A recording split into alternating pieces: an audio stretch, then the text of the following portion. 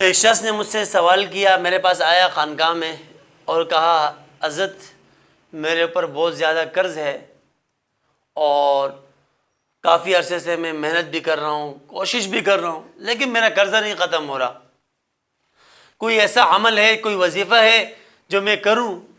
اور میری جان چھوٹ جائے اس قرضوں سے؟ تو اس کے لیے بہت بہترین عمل ہے اور وظیفہ میں آپ حضرات کو بتاؤں گا، لیکن یاد رکھنا کوئی بھی عمل، ہمارا کوئی بھی بتائے ہوا عمل جب آپ کرو تو ایک بار ہم سے رابطہ کر کے اس کی اجازت ضرور لیں۔ اجازت کے بغیر کوئی بھی عمل نہ کریں، اور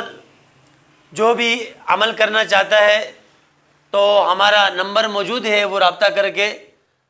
اجازت لے کر وہ عمل شروع کر سکتا ہے۔ تو قرض کے لیے بہترین عمل وہ یہ ہے کہ 313 مرتبہ کی تعداد میں سلام قولا من رب الرحیم، اس کو آپ نے پڑھنا ہے۔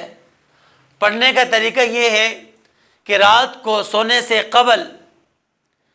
عشاء کی نماز سے فارغ ہو کر اس کے بعد 2 رکعت نفل پڑھنا ہے صلاۃ الحاجت کی نیت سے، اور نماز پڑھنے کے بعد، نفل پڑھنے کے بعد اپنی جگہ سے اٹھے بغیر، یعنی وہیں بیٹھ کر آپ نے یہ وظیفہ کرنا ہے،